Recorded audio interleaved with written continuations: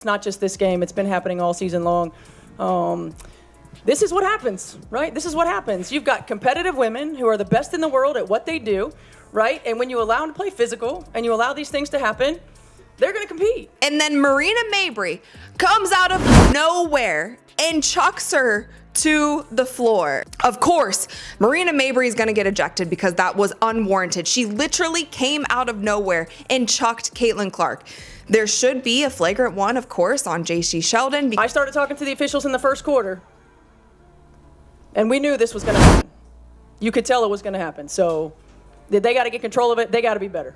They got to be better. What made an assistant coach grab Caitlin Clark in the middle of a game? This moment left fans and analysts stunned and led to her immediate firing. But this shocking incident didn't happen in isolation. It exposed a long-standing effort to control one of the WNBA's brightest stars. What really led to this breaking point, and why does it have fans questioning everything about the Fever's management? Picture this. It's a game against the Connecticut Sun, and Caitlin Clark is playing like everyone anticipated she would. She just drained a step-back three-pointer over J.C. Sheldon, a shot so smooth it had the crowd roaring with excitement. As she turned toward the bench, riding the momentum of that moment, everything seemed right for a split second. There wasn't an explanation for the tech that she got. You know, I think it was pretty obvious that stuff was brewing, right? When the officials don't get control of the ball game, when they allow that stuff to happen, and it's been happening all season long. Now let's watch this in slow motion. Here, J.C. Sheldon is guarding Caitlin, swipes her in the face.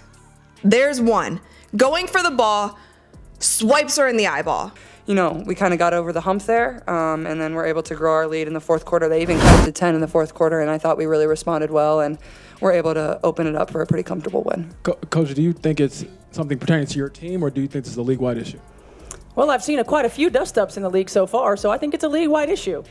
I mean, bad officiating is bad officiating. But instead of those familiar high fives and pats on the back, the assistant coach reached out and grabbed Clark's arm, hard. It was a split-second act, but one that sent shockwaves through the arena, and soon the video was everywhere. It wasn't just the physical act that had people questioning what was going on. Fans who saw it unfold online didn't read it as just evidence of frustration or a misunderstanding. To them, it looked calculated, like the Fever's coaching staff had reached a point where they were policing their own star player too aggressively, and it wasn't new. Many fans pointed out that the team had been trying, little by little, to manage or even suppress what made Clark exceptional in the first place. Her fire, the way she celebrates every big shot, hypes up the crowd, plays with something raw, not polished or filtered. That energy is why she's the player she is, and it's something her college coach Lisa Bluer always encouraged. Bluer embraced the chaos, saying it drove Clark's success.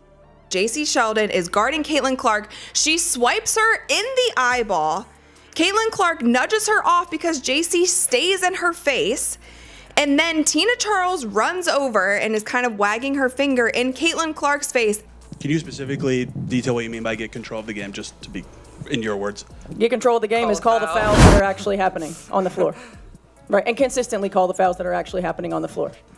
And J.C. Sheldon was assessed with a flagrant 1 foul, and no players were ejected. A non-basketball play getting shoved to the ground, and it's just a technical foul. Nobody gets ejected. Now from that, obviously tensions were so high. "Why would I ever dull that?" she once said. But this approach clearly clashed with the Fever's vision, and the strain showed immediately after the incident. Clark, who'd been electric in the first half, wasn't the same player when the game resumed. Analysts noticed her energy drop, and she didn't even finish strong plays like she usually does. It sparked a ripple of reactions. Fans, already uneasy with how Clark's role seemed restrained, hit a breaking point. The assistant coach was fired almost immediately, but that wasn't nearly enough to cool the fiery online backlash. People weren't just angry, they were asking bigger questions. Why was the Fever mismanaging her? And what is the WNBA doing to protect its brightest stars? Fans weren't just upset, they were furious. This wasn't about one weird grab or even one team. To many, this moment felt like proof that the league was failing its biggest, most exciting star. And it wasn't the first sign of trouble either. Caitlin Clark had been taking hard hits all season without much protection from the refs. During that game against the Sun, she got poked in the eye so blatantly that the crowd gasped. Later, someone shoved her to the floor, and still, no whistle, not one call. Fans watching from the stands and online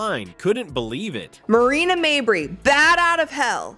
chucks Caitlin Clark to the ground. They took these referees, they were at the monitor, they looked at it for, I'm not even exaggerating, you guys, like 15 minutes.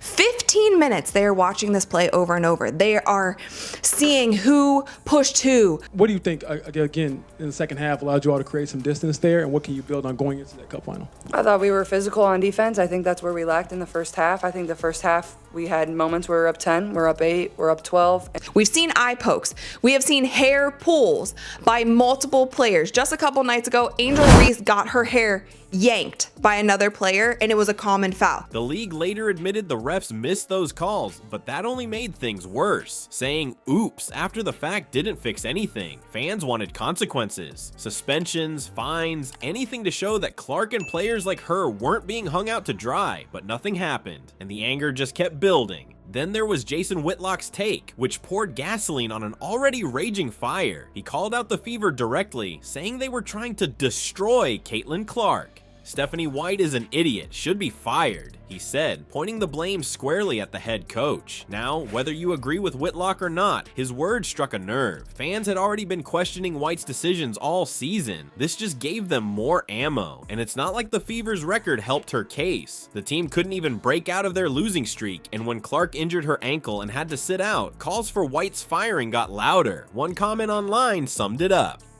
Fire Stephanie White, plain and simple. The referees are going to review the play because that's a lot of contact going on right there. That's a lot of unnecessary contact. That's a lot of non-basketball contact happening during this play. And then what did you make of Sophie Cunningham's flagrant foul on JC towards the end? It was a flagrant foul. Do you think it's like defending Caitlin or defending the team, or how do you view just how it all? I view it as a flagrant foul. This is what they called. Caitlin Clark, Marina Mabry, Tina Charles were assessed with technical fouls on Tuesday. Caitlin, Marina, and Tina Charles. Technical fouls. That's it. Technical fouls. That's it. Marina just came out of nowhere and chucked her to the ground and was not ejected for that. So what do you actually need to do to be ejected from the game in a WNBA game? And here's what really showed Clark's importance. When she was sidelined, the league's ratings tanked. Fewer people tuned in. And just like that, the WNBA saw how crucial one player could be. Fans wanted the same Caitlin Clark they cheered for in Iowa, the fiery, passionate star who plays with grit and edge. Instead, they felt like they were seeing a watered-down version, and they weren't having it. That frustration hasn't gone away. The real question now is, what's the league going to do about it? Caitlin Clark isn't just a star for the Fever, she's vital to the entire WNBA. When she was sidelined with an injury, league ratings plunged by over 50%. That's a dramatic drop, and it shows exactly how much her presence drives attention. From her debut game pulling in 2.1 million viewers to breaking records with jersey sales, Clark's impact is undeniable. Fans love her fiery personality, and for good reason. If the WNBA wants to grow, they need to let players like Clark shine instead of holding them back. What do you think? Should the league change how it handles its stars?